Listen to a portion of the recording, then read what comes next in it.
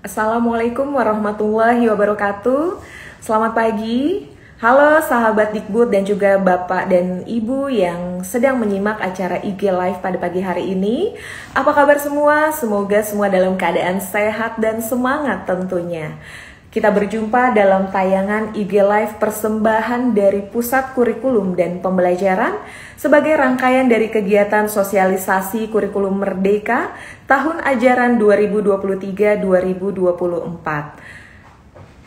Tentunya IG Live ini merupakan rangkaian dari kegiatan sosialisasi pendaftaran kurikulum Merdeka tahun ajaran 2023 dan 2024 untuk meningkatkan pemahaman berkaitan dengan implementasi kurikulum Merdeka. Bersama saya Anissa Nurmalia selama 40 menit ke depan. Di episode pertama ini kita akan mengupas tuntas implementasi kurikulum Merdeka bersama para narasumber hebat. Langsung saja kita undang dan kita sapa. Yang kami hormati, mohon izin.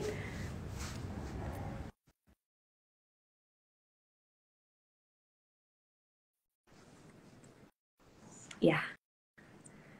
Baik, pada pagi hari ini sudah hadir Bapak Zulfikri Anas, PLT Kepala Pusat Kurikulum dan Pembelajaran. Halo Pak Anas, Assalamualaikum. Waalaikumsalam, Mbak Nisa, apa kabar? Bapak Baik, Ibu semua. Alhamdulillah. Gimana Bapak kabarnya pada pagi hari ini Pak? Alhamdulillah, sehat, Alhamdulillah. Mudah-mudahan Bapak Ibu semua di Nusantara juga sehat, walafiat ya. Alhamdulillah. Baik Bapak dan Ibu, di sini juga telah hadir narasumber kita Ibu Kasmiana dari Kepala SMPN 2 Karangpucung Cilacap. Assalamualaikum Ibu Kasmiana. Waalaikumsalam, Salia. Apa kabarnya Bu pada pagi hari ini Bu? Alhamdulillah, kabar baik. Mbak Lia juga semoga baik Pak Anas, salam kenal. Ya, salam kenal Ibu, apa kabar Bu? Alhamdulillah Pak, baik-baik. Iya, baik. Alhamdulillah ya, saya bisa melihat dari senyumnya Pak Anas dan senyumnya Bu Kasmiana nih pada pagi hari ini. Semangatnya luar biasa. Baik Pak Anas dan juga Bu Kasmiana, mohon izin kita bisa memulai diskusi pada pagi hari ini. Kita akan mengupas tuntas mengenai implementasi kurikulum Merdeka. Nah, Pak Anas dan Bu Kasmiana, ini masih banyak sekali miskonsepsi mengenai implementasi kurikulum Merdeka yang mengatakan bahwa apakah benar kita wajib mendaftar dan apakah akan menambah beban administrasi. Nah, sebelum mengupasnya dengan tuntas, mungkin terlebih dahulu nih, saya ingin penjelasan dari Pak Anas. Sebenarnya apa sih Pak yang dimaksud dengan kurikulum Merdeka Pak? Silakan. Baik, baik. Kurikulum Merdeka sebetulnya implementasi dari pemikiran Pak Ki Hajar Dewantara juga bahwa pesannya pendidikan memerdekakan manusia secara lahir dan batin. Nah, sasaran utama dari kurikulum Merdeka ini adalah peningkatan kualitas pembelajaran. Jadi, bagaimana kita mengubah proses pembelajaran sehingga proses itu sesuai dengan apa yang dibutuhkan oleh anak-anak. Makanya kurikulum Merdeka ini kita rancang sefleksibel mungkin, bisa disesuaikan dengan konteks dan kebutuhan anak-anak, dan dapat diterapkan dalam situasi seminim apapun. Syaratnya satu, kita siap berubah atau tidak. Kita siap mengubah melayani anak atau tidak. Karena fokusnya pada pelayanan pada anak sebetulnya. Sehingga kita rancang kurikulumnya fleksibel, materinya tidak padat, fokus pada materi esensial, penekanan pada penguatan karakter, kemudian pelajaran mendalam dan bermakna, guru banyak waktu untuk menemani anak-anak agar tumbuh dan berkembang sebetulnya. Jadi ini lebih kepada komitmen kita untuk memberikan layanan sepenuhnya kepada setiap anak didik apapun kondisi mereka. Secara intinya seperti itu. Oke, baik. Terima kasih. Ini mohon izin nih Pak Zulfikri Anas nih. Saya biar lebih akrab manggil Bapak apa nih Pak? Iya, Pak Zul boleh. Sama dengan dia. Oke, Pak Zul ya. Iya. Oke, baik. Mohon izin. Baik, terima kasih banyak nih Pak Zul. Tadi sudah menjelaskan terkait apa yang dimaksud dengan implementasi kurikulum Merdeka. Terutama kurikulum Merdekanya itu seperti apa. Nah, Pak Zul, izin nih ya.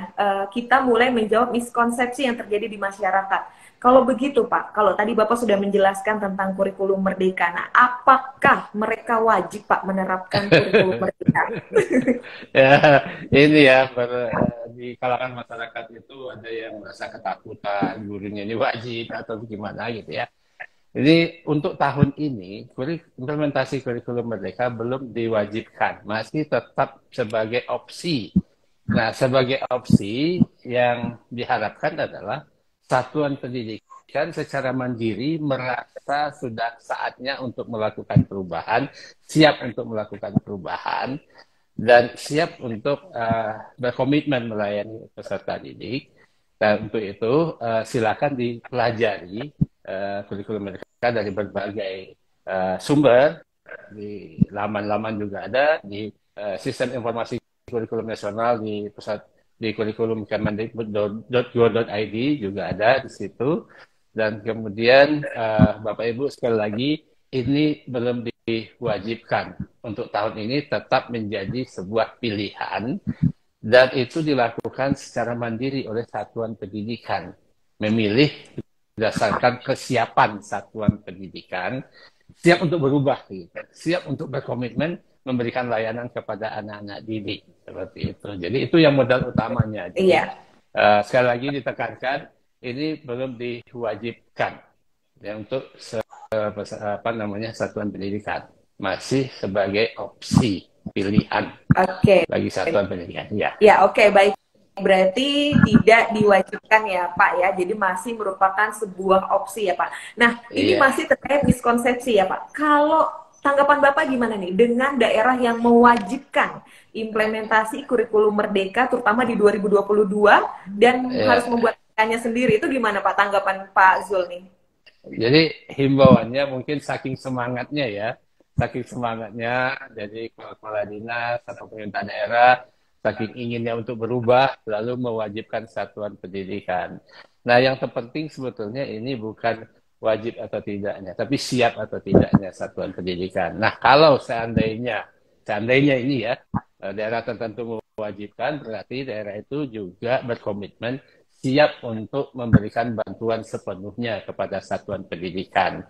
Yang paling penting oleh kepala dinas atau pemerintah daerah melakukan himbauan ya, silakan himbauan kepada satuan untuk kita semangat menyambut perubahan gitu ya. Siapkan diri untuk berubah itu daripada mewajibkan. Karena gini, kalau satuan pendidikan itu melaksanakan karena kewajiban, nah itu sama aja dengan yang lalu-lalu. Melaksanakan secara karena terpaksa, karena perintah gitu kan, karena akhirnya pelaksanaan pembelajaran itu menjadi tidak efektif karena menjalankan perintah, sekedar menjalankan perintah wajib ini ya. Nah itu yang kita harapkan. Jadi kalau ada daerah-daerah betul-betul yang semangat, doronglah semangat guru-guru untuk ikut bergabung dalam komunitas belajar untuk mempelajari kurikulum Merdeka, esensinya apa, implikasinya apa, karena nanti kalau diwajibkan nanti lari-larinya kewajiban, beban, kemudian fokus lagi ke administrasi, kemudian itu akan menjadi beban bagi satuan pendidikan. Nah, kita tidak berharap bahwa perubahan kurikulum menjadi beban. Perubahan kurikulum ini adalah sebuah kesadaran kita untuk memberikan pelayanan kepada anak dan meningkatkan kualitas proses pembelajaran kita. Oke, baik. Memang ya Pak Zul ya, sesuatu yang dimulai dengan keterpaksaan itu hasilnya tidak akan bisa maksimal ya Pak ya. Betul. Oke, baik. Izin Pak Zul ya, kita beralih ke Ibu Kasmiana nih, karena tadi Pak Zul itu sudah menjelaskan dan memberikan pemahaman terhadap miskonsepsi yang memang terjadi di masyarakat terkait kewajiban penerapan implementasi kurikulum Merdeka. Nah, kalau begitu kan supaya para sahabat Dikbud nih nggak penasaran, sebenarnya kalau yang terjadi di lapangan, implementasi kurikulum Merdeka itu seperti apa sih? Kita langsung aja nih nanya kepada Ibu Kasmiana yang merupakan salah satu sekolah yang sudah menerapkan implementasi kurikulum Merdeka. Halo Bu Kasmiana. Halo Mbak Lia. Ya, masih terhubung ya.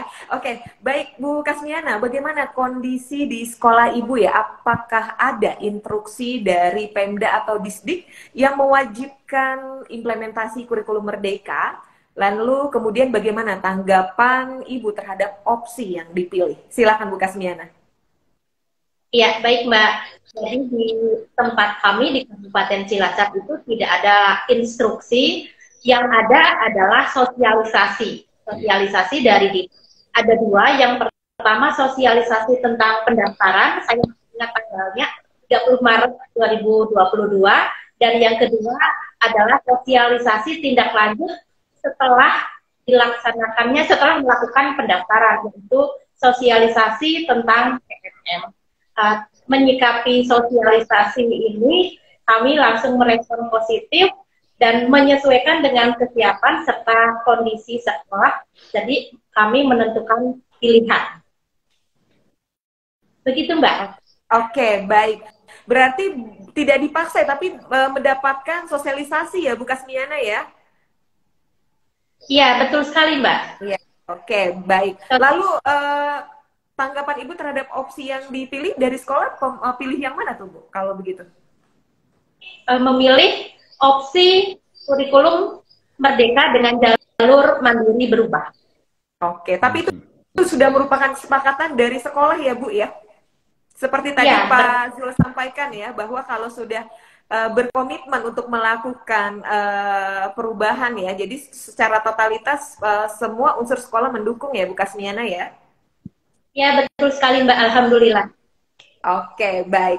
Kalau begitu, alasan tadi Ibu dengan opsi tersebut sehingga memutuskan untuk mendaftar kurikulum merdeka dengan opsi mandiri berubah.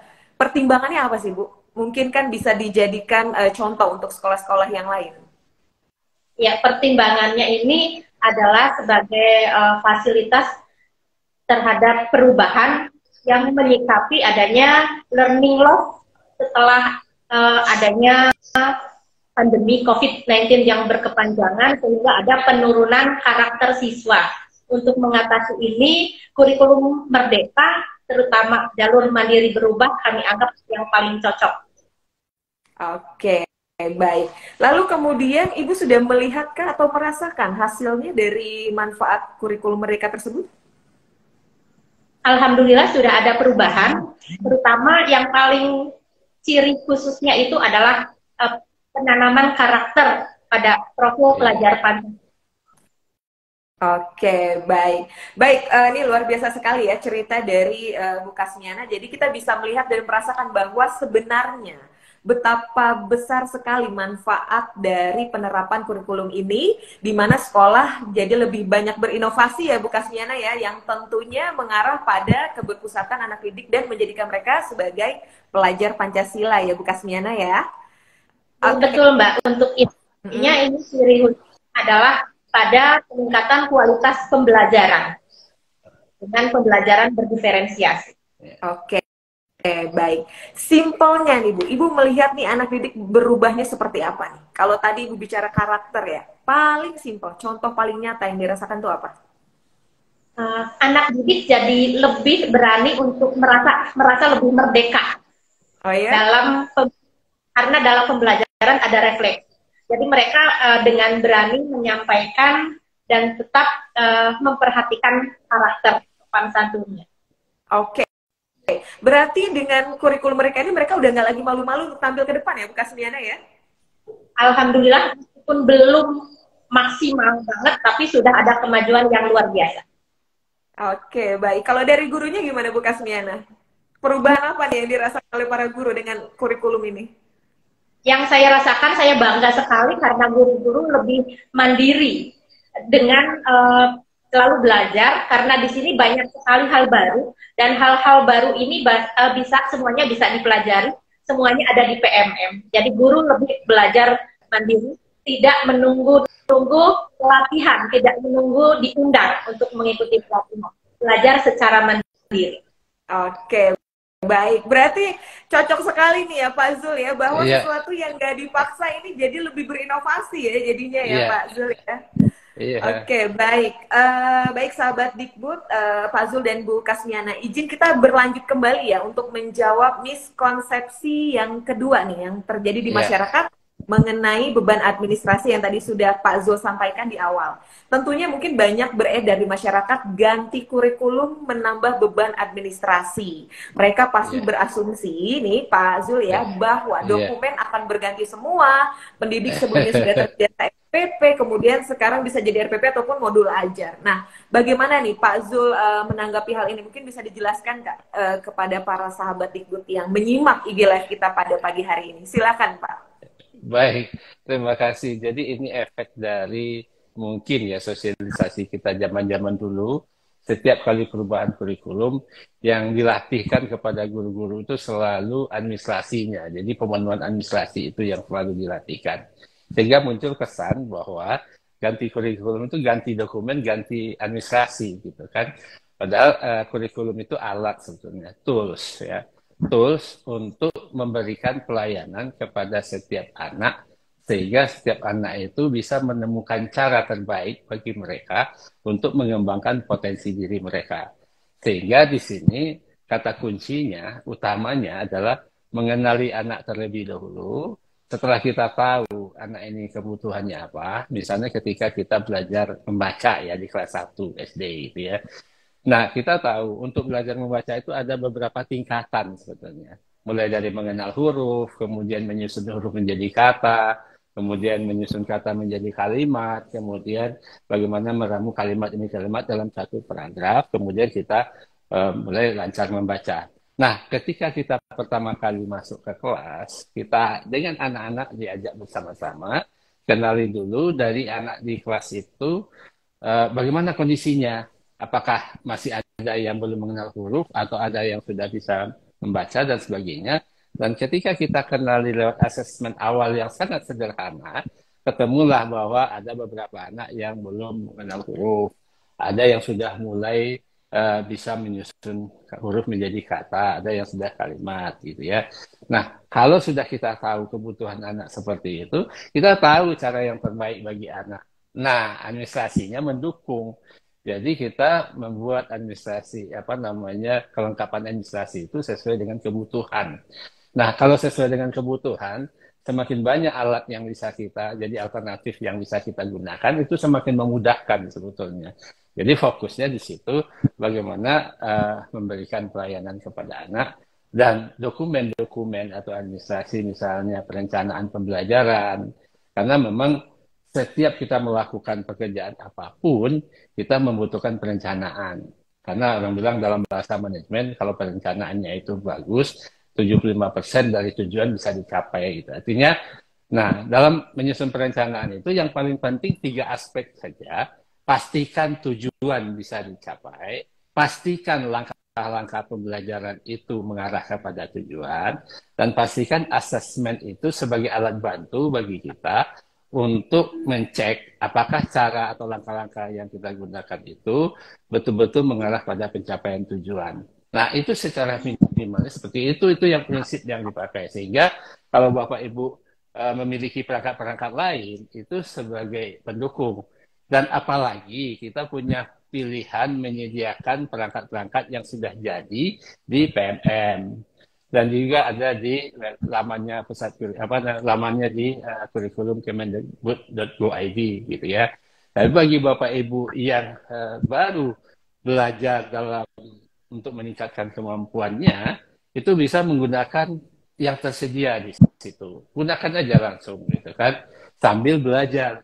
Nah, mana tahu yang ada di PMM itu belum begitu sesuai dengan konteks masing-masing, sehingga pelan-pelan menyesuaikan gitu. Jadi kalau seandainya Bapak Ibu mulai dari anak, mengenali anak, baru administrasinya mendukung, itu akan memudahkan. Gitu. Jadi jangan dibalik. Kalau selama ini kan administrasinya dulu dipenuhi semua gitu kan, sehingga administrasinya tuntas, selesai, kurikulum juga tuntas dihabiskan, disampaikan, tapi anak belum diurus gitu kan. Jadi seringkali anak tertinggal karena sibuk di administrasi. Nah, kita tidak inginkan seperti itu. Jadi mari kita berikan layanan sepenuhnya kepada anak. Jadi kenapa administrasi itu menjadi beban? Pertama karena diwajibkan, kemudian karena difokuskan kepada administrasi yang banyak, baru anak. Nah, sekarang kita ke anak. Jadi pesan kepada teman-teman yang mendampingi satuan pendidikan, yang mendampingi guru-guru, tolong esensi dari kurikulum Merdeka itu yang dikedepankan. Jangan administrasinya yang dikedepankan. Bukan berarti administrasi tidak penting. Administrasi itu digunakan sesuai dengan kebutuhan gitu. Agar administrasi itu membantu kelancaran tugas kita gitu. Sebagai alat kan membantu gitu. Gitu kira-kira. Oke, baik. Berarti boleh dikatakan bahwa itu tidak menjadi beban ya, Pak Zul ya. Oke, baik. Kita hold dulu sebentar, coba kita tanya langsung nih ke Bu Kasmiana sebagai yang sudah menerapkan. Bu Kasmiana, kira-kira nih, pengalaman Ibu setelah menerapkan kurikulum Merdeka di sekolah, merasa terbebani atau tidak nih, Bu? Alhamdulillah tidak, Mbak. Alhamdulillah tidak. Cocok nih ya dengan penjelasan Pak Zul. Oke, kemudian pertanyaan berikutnya untuk Bu Kasmiana. Lalu kalau memang tidak merasa terbebani, tentunya pastinya ada inovasi dan fleksibilitas apa yang dilakukan oleh sekolah Ibu Kasmiana dengan diterapkannya kurikulum Merdeka? Silakan Bu Kasmiana. Ya, inovasinya yang terutama ini kita fokusnya ke pembelajaran, peningkatan kualitas pembelajaran. Jadi guru-guru melakukan inovasi baik dari segi penggunaan teknologi maupun metode dalam pembelajaran sehingga dapat mengcover kebutuhan siswa, baik itu dilihat dari gaya belajarnya, memperhatikan sekali apakah gaya belajar siswa ini bersifat auditory, visual ataupun kinestetik. Oke, Bu, kira-kira apa nih yang paling berkesan di murid-murid itu kegiatan apa, Bu, dengan adanya kurikulum ini? Yang paling berkesan bagi kami adalah kegiatan P5, karena ini memang sesuatu hal yang baru dan menjadi ciri khusus dari kurikulum Merdeka. Oke, berarti setiap kegiatan dimasukkan unsur P5 tersebut ya, Bu ya? Di setiap kegiatan kami menekankan ke profil pelajar Pancasila. P5 ini adalah salah satu kegiatan yang sangat mendukung untuk tercapainya P3, profil pelajar Pancasila. Oke, baik. Berarti apapun jenis kegiatannya ya, Bu ya. Yang pasti kalau saya sih berpikirnya nih Pak Zul, yang penting anak didik itu bahagia ya, jadi nggak terpaksa lagi ke sekolah gitu. Karena semakin banyak kegiatan mereka semakin bersemangat tentunya, jadi tidak bosan di kelas ya mendengarkan teori-teori saja. Oke, baik Bu Kasmiana dan Pak Zul, ini terima kasih banyak ya, luar biasa sekali kita ide live kita pada pagi hari ini. Semua miskonsepsi yang beredar di masyarakat dapat tercerahkan dengan baik ya. Jadi jadi kurikulum mereka bukan lagi sebuah paksaan ya, dan juga bukan lagi sebuah beban yang akan diterima, tapi melainkan manfaatnya yang sangat besar dan sudah dirasakan langsung oleh Ibu Kasmiana sebagai salah satu yang sudah mengikuti. Baik, sahabat Ibu tentunya nih sudah semakin penasaran dan nggak sabar ingin mendaftar pastinya dalam implementasi kurikulum Merdeka. Nah, izin nih Pak Zul ya, kira-kira kapan sih Pak pendaftaran implementasi kurikulum Merdeka ini dibuka dan sampai kapan nih Pak? Nampaknya nggak sabar ya, Mbak Lia ya. Iya, sabar betul. Bapak Ibu guru di satuan pendidikan ya. Jadi informasi juga banyak yang kemarin nanya kapan dibuka. Jadi menunjukkan ketidaksabaran luar biasa ya. Insya Allah nanti sore jam 18. Nanti sore Pak. 00. Mudah-mudahan lancar ya. Insya Allah. Oke. Tapi tolong selalu diikutin informasinya di laman-laman yang tersedia, terutama di laman PMM, kemudian di laman Sistem Informasi Kurikulum Nasional di kurikulum kemendikbud.go.id gitu ya. Jadi di situ dan alaman-alaman lain yang resmi ya dari Bapak Ibu, karena kita janji tanggal 6 Februari dibuka sampai tanggal 31 Maret. Nah, jadi Bapak Ibu selama itu Bapak Ibu silakan terus mempelajari dan tetapkan pilihan sesuai dengan kesiapan kita. Tidak usah merasa saya pilihan yang pertama merasa lebih rendah daripada yang lain. Tidak usah. Jadi betul-betul tergantung kesiapan Bapak Ibu untuk memilihnya. Dan mudah-mudahan coba nanti sore mudah-mudahan sudah dibuka ya. Oke, Gitu. baik. Berarti sahabat Iqbal, Bapak Ibu semua yang menyimak, jadi pendaftarannya adalah hari ini pukul 6 sore sampai dengan 31 Maret 2023. Betul ya, Fazil ya? Iya, Oke, silakan sahabat direncanakan Iqbal seperti itu. dicatat ya, ditunggu tuh, disetting alarmnya, jangan sampai ketinggalan. Oke, baik. Kemudian kalau tadi sudah dijelaskan kapan waktu dibuka pendaftarannya, nah lalu Pak Zul, apa yang harus sahabat Dikbud siapkan nih untuk menghadapi kurikulum Merdeka ini? Jadi pertama ya siapkan diri kita untuk berubah gitu ya. Jadi siapkan kita memilih secara mandiri, secara sadar kita memilih karena memang kita ingin melakukan perubahan proses pembelajaran, meningkatkan kualitas proses pembelajaran. Itu dulu tekad semangat kita memberikan pelayanan kepada anak melalui pembelajaran yang bermakna, berkualitas dan kontekstual tentunya sesuai dengan kondisi kita masing-masing. Kemudian sederhana saja, silakan diikuti di panduan yang sudah ada di PMN nanti bahwa mendaftar, silakan pilihannya, kemudian tetapkan pilihannya. Jadi di situ nanti ada refleksi. Nah, refleksi itu kemudian bagi yang baru mendaftar baru ini belum lanjutan, silakan tonton videonya. Nah, lewat videonya itu ada refleksi, kemudian nanti akan keluar rekomendasi pilihan, tapi itu hanya rekomendasi. Silakan Bapak Ibu pilihan mana yang lebih siap. Jadi karena ini kita intinya seberapa siap Bapak Ibu itu. Jadi itu yang paling penting dulu. Kemudian tentu di situ ada beberapa hal yang perlu diupload ya pada sebagainya, tolong disiapkan saja. Untuk itu dipelajari dulu. Panduannya kan waktu masih panjang ya, masih sampai 31 Desember. Tapi jangan tunggu-tunggu pada saat di akhir-akhir. Nanti kalau seandainya semuanya di akhir, tanggal 30 Maret misalnya, nanti bisa crowded, bisa ini dan itu bisa bermasalah gitu. Jadi Iya. jadi Oke. silakan. Ya. Oke, berarti pada intinya ini ya Pak, cuma dua, siapkan diri dan siap untuk mempelajari dengan seksama ya Pak Zul ya. Iya, supaya jangan nanti pada saat dalam proses itu kejadian yang tahun lalu gitu ya. Jadi sudah Iya. mendaftar, tapi mungkin belum ditutup sampai akhir, Iya. sehingga merasa mendaftar, begitu keluar SK-nya itu nama sekolahnya tidak ada gitu ya. Jadi tolong Bapak Ibu ikutin di panduan itu sampai selesai, sampai yakin bahwa itu sudah terdaftar dengan apa dipastikan bahwa itu sudah terdaftar gitu. Jadi itu. Oke, berarti memang harus fokus ya Pak ya. Jadi jangan cuma diri disiapkan tapi nggak fokus ya. Oke, baik. Terima kasih Pak Zul. Izin saya beralih ke Ibu Kasmiana ya. Ini Ibu Kasmiana mungkin bisa menjawab secara singkat ya, karena ini kebetulan waktu kita juga durasinya terbatas. Baik, Bu Kasmiana, jenjang apa saja sih sebenarnya yang boleh mendaftar di implementasi kurikulum Merdeka?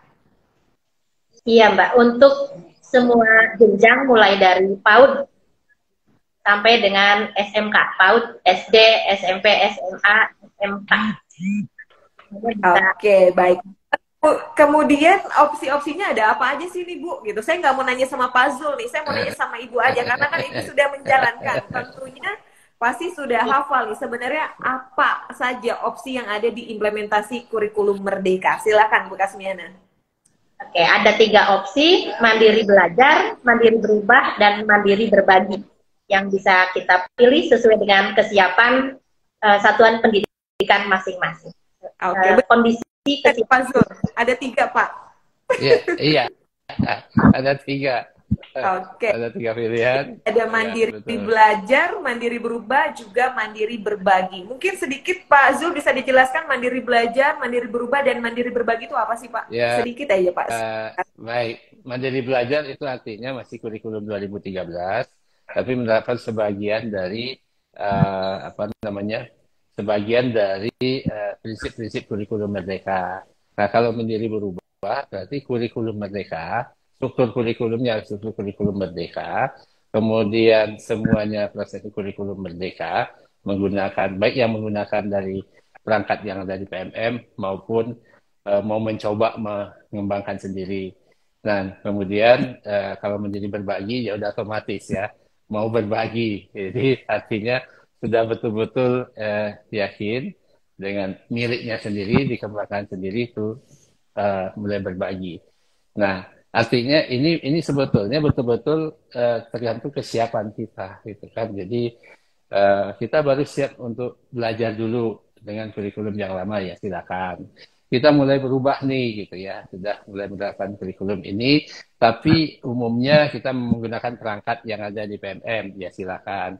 Atau kita udah siap untuk berbagi nih, berarti untuk di kitanya sudah selesai gitu, udah rampung, udah sempurna gitu, jadi kita berbagi kepada yang lain gitu kan. Jadi tapi kalau bagi teman-teman yang mandiri berubah ingin berbagi juga nggak ada masalah gitu ya. Jadi itu tidak mengikat kok. Jadi pilihan itu silahkan betul-betul bergantung kepada kesiapan kita sebetulnya. Jadi kurikulum ini dibikin fleksibel, jangan merasa terpaksa melakukan itu tuh yang paling penting. Karena kalau sudah merasa terpaksa, mereka wajib ini dan sebagainya, itu nanti berantakan pada saat implementasinya.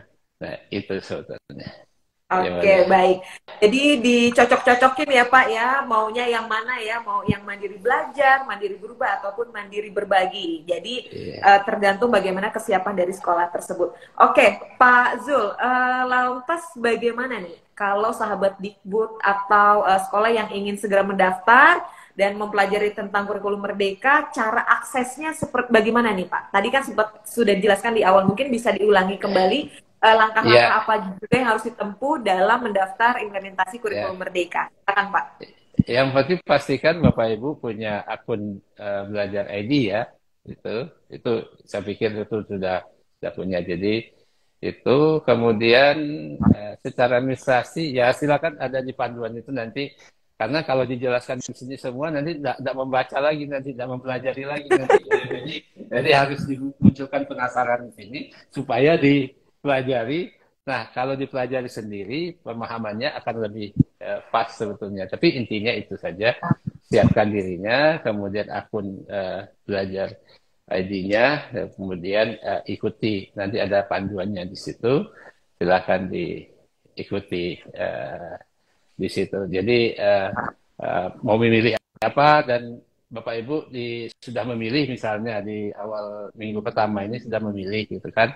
Tapi setelah pikir-pikir gitu kan di tengah-tengahnya pilihannya mau dirubah ke ini gitu ya.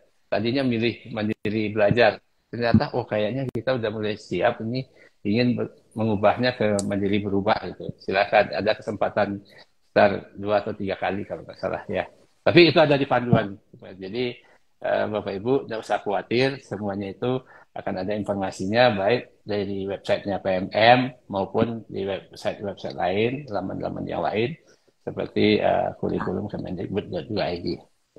Oke, baik. Jadi nggak boleh dijelasin semua di sini ya Pak ya, nanti nggak buka. Di samping waktu yang terbatas gitu ya. Betul, waktunya terbatas utama. Itu alasan utama karena memang kita di IG Live ini sahabat Dikbud ya kita nggak bisa lama-lama cuma 40 menit ya. Jadi nanti bagi sahabat Dikbud yang masih ingin lebih mengetahui lebih dalam silakan mengaksesnya di kurikulum.kemdikbud.go.id ya Pak Zul ya. Oke. Dari PMM ya. Iya, dari betul. PMM ya. Oke, baik. Ini luar biasa sekali diskusi kita di IG Live episode perdana ini padahal ya Pak Zul ya, tapi ini alhamdulillah luar biasa sekali yang menyimak IG Live kita pada pagi hari ini. Terima kasih banyak nih sahabat Dikbud ya. Oke, nggak seru nih kalau kita nggak ada closing statement nih dari Pak Zul dan juga Ibu Kasmiana. Silakan nih Pak Zul, apa pesan-pesan khusus yang ingin disampaikan oleh Pak Zul untuk sahabat Dikbud pada pagi hari ini? Silakan. Sahabat Dikbud dimanapun berada, yang jelas kurikulum itu sebagai alat bantu kita dan kemudian tadi kata kuncinya ciptakan kebahagiaan anak-anak karena bahagia itu mencerdaskan, dengan bahagia itu anak-anak akan bisa menaklukkan tantangan-tantangan yang kita ciptakan dan semangat untuk belajar itu akan tinggi dan paling penting siapkan diri kita untuk siap berubah untuk fokus kepada pelayanan pada anak-anak. Dan anak yang kita hadapi sekarang bukan anak yang 1 tahun yang lalu, Bahkan bukan anak yang 5 menit yang lalu. Selama 5 menit itu sudah berubah. Jadi jangan sampai anak-anak yang akan kita siapkan ke depan justru tertahan langkahnya gara-gara kita tidak mau berubah gitu kan. Jadi, nah itu tanggung jawab kita dunia akhirat kalau sudah begitu. Jadi betul-betul siapkan diri kita untuk memberikan pelayanan kepada anak, meningkatkan kualitas proses belajar, sayangi mereka, ciptakan kebahagiaan dalam belajar, dan sesungguhnya semua itu akan menjadi amal ibadah yang akan melipat gandakan kebahagiaan kepada Bapak Ibu gurunya. Ini yang utama sebetulnya. Silakan. Oke, baik. Luar biasa sekali. Aduh, ketika Pak Zul bilang menjadi amal ibadah kita ya, ladang pahala kita, ini luar biasa sekali. Langsung merinding nih saya, Pak Zul. Memang luar biasa sekali ya profesi guru itu ya, bahwa itu benar-benar ya tidak bisa diungkapkan dengan kata-kata ya, karena hanya mereka dan anak didik yang paling tahu dan paling paham, karena hasilnya akan tercipta nanti ya Pak Zul ya, ketika mereka sudah dewasa baru terlihat hasilnya. Oke, baik, silakan dari Ibu Kasmiana untuk closing statement nih. Oke, untuk sahabat Dikbud, jangan ragu untuk mendaftar ataupun meneruskan kurikulum Merdeka. Karena semua yang kita butuhkan panduannya ada di PMM dan di dukungan lain berupa komunitas belajar dan para narasumber juga sudah disediakan ada di PMM. Sehingga dengan kurikulum Merdeka ini, guru-guru dapat memberikan pembelajaran berdiferensiasi yang menyenangkan untuk mendapatkan atau mencapai kebahagiaan murid. Terima kasih. Oke, baik, terima kasih. Closing statement-nya jadi berupa ajakan nih, karena sudah merasakan betapa besarnya manfaat dari implementasi kurikulum Merdeka ini. Baik, terima kasih Pak Zul, Bu Kasmiana ya, sudah berkenan hadir di IG Live kami ya, untuk waktunya. Salam sehat dari kami. Jadi baik sahabat Dikbud, ini tunggu apa lagi ya? Semua sahabat Dikbud di satuan pendidikan di seluruh Indonesia, ayo segera mendaftar. Dan Bapak Ibu sahabat Dikbud bisa mempelajari lebih lanjut tentang kurikulum Merdeka dan teknis-teknis pendaftarannya di kurikulum.kemdikbud.go.id dan platform Merdeka Mengajar. Ya, usai sudah IG Live kita pada pagi hari ini. Sekali lagi kami ucapkan terima kasih nih untuk Pak Zul, Bu Kasmiana. Salam hormat dari kami yang ada di studio ya. Tetap sehat, tetap semangat ya. Dan salam sehat selalu. Saya Anissa nih pamit undur diri, dan juga mohon maaf pada sahabat Dikbud, Pak Zul dan juga Bu Kasmiana apabila ada kata-kata yang kurang berkenan. Wabillahi taufiq wal hidayah. Wassalamualaikum warahmatullahi wabarakatuh. Sampai jumpa. Waalaikumsalam. Sampai jumpa. Terima kasih, Balia. Iya, sama-sama Bu. Terima kasih. Ya, terima kasih.